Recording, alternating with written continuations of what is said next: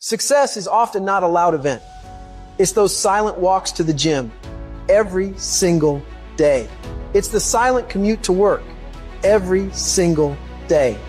It's the early mornings, late nights where you grind when everyone else has gone home every single day. You don't have to say anything. You don't have to make any noise. You don't have to grunt, you don't have to groan, you don't have to scream, you don't have to yell. What you have to do is get the job done. In the unseen work is where you're trying to create that masterpiece. And that masterpiece is yourself. All that hard work goes in when no one is watching. There's no crowds, there's no cheering sections, all that It's just you against you. And you have this rock, which is yourself, and you go through and you start to just chip away at these rough edges. Every fucking morning, you don't want to get up. You don't want to go for that run. You don't want to go to school. And each day, you fight that urge to stay in bed. But you still fucking get up. You chip away at another rough edge. And over a period of time, you begin to form that masterpiece. When we look at the masters, when we look at the best business people, we say she's gifted, she's smarter than me, she just somehow knows more than me. She's got a better education. She had an easier background. She got lucky. You've heard the cliche because it's true. The harder I work, the luckier I get. They don't see these motherfuckers, man, what they deal with every day. I'm not good enough. Shouldn't be here. Shouldn't be here. Because every day, even though they're the best in the world, that little still in there saying, oh man, you're not good enough.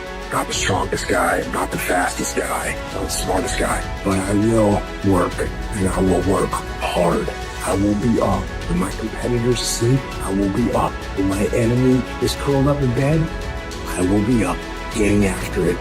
The masters make the hardest things in the world look easiest. And in the moments where you push yourself, those moments tend to lead to success. But you've got to stop rationalizing, stop making excuses, stop telling yourself little watered down assessments of where you're really at. Tell yourself the truth. And the truth shall set you free. And the truth that I had to come to grips with, that I wasn't in charge of my destiny. The truth was that I wasn't giving all that I had. The truth was that there are some things that I wanted to do, but I didn't have the courage to act on those things. I had to start looking at my life differently. I started going to work earlier. I started being the last one to leave there. I started working harder than anybody else. The other guys could not. Why would you work so hard, Les? I've been cheating myself and my family, wherever you are, whatever you're doing, do it with everything that you have. Develop the habit of giving more than what you're paid for. Develop the habit of setting standards that others will be measured by. Do not go where the path may lead, but go where there's no path and leave a trail. I guarantee you, when you do it, nobody can do it like you do it. The problem is you don't hardly do it. You love sleep too much. You love that alcohol too much. You love that substance too much. You love that vice too much. There's something that you love more than yourself, than your dreams, than your goals. And if you're gonna make it happen,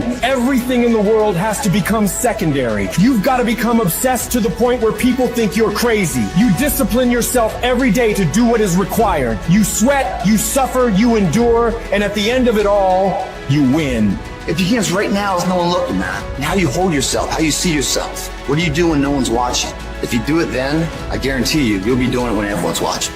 If today you never say good enough, tomorrow you'll always have enough. If we looked at your background, you should have had a nervous breakdown and lost your mind. You should have given up by this point. You should have thrown in the towel on yourself already. You should have walked away by now. But there's something in your gut, in your heart, in your spirit, in your innermost being that said, hold on. That instinct, that still small voice is about to turn your life around. Regardless of the situation and circumstances, all the bad things happening around you, and what challenges you face now, you've got to believe in your heart of hearts that you can do it. It's gonna be a dog fight. And if you're soft, you wanna get out now. This is where you're like, I quit. Whatever you want, you gotta be willing to accept whatever come with it. Like adversity is adversity, opposition is opposition, but it's not so much about the opposition and the adversity that we face as it is about the perspective that we have about the opposition and the adversity that we face. When you want something, don't expect everybody to say, oh, come on in. Oh, you want this? Oh, great. We want to give this to you. You're such a nice person. You're doing it for your family, aren't you? Great. No, life isn't like that. No, many doors will be closed in your face.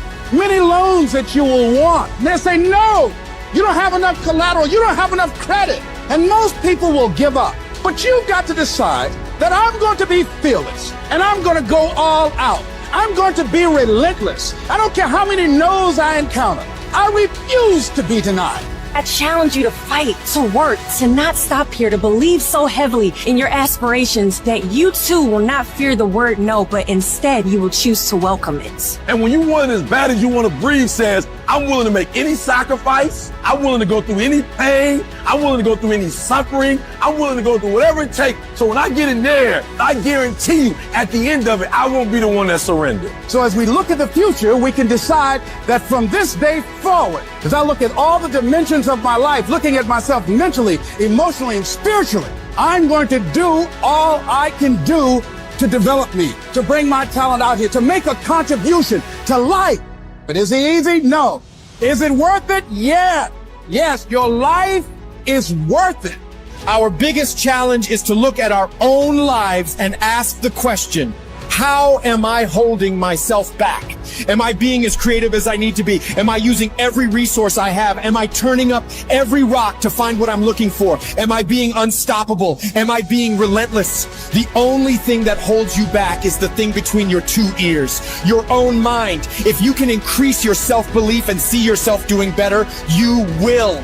And the process is not supposed to be comfortable. So if it hurts, welcome to the big leagues. If you feel like you're under heat, praise God. If you feel like you're being pressured, praise God. But when God looks like he's pulling you back, eventually he's gonna let you go. And the farther he pulls you back, once he releases you, boom. So when life happens, I don't just sit there and cry. I buck back. We've come too far. We've been through too much. We've seen too much. We've had too many victories. We have seen defeat. We've looked defeat in the face and we've overcome it. We've come too far to give up now. We've come too far to be negative now. We've come too far to start overthinking now. Put yourself in a position where you can't retreat, where it's do or die, sink or swim.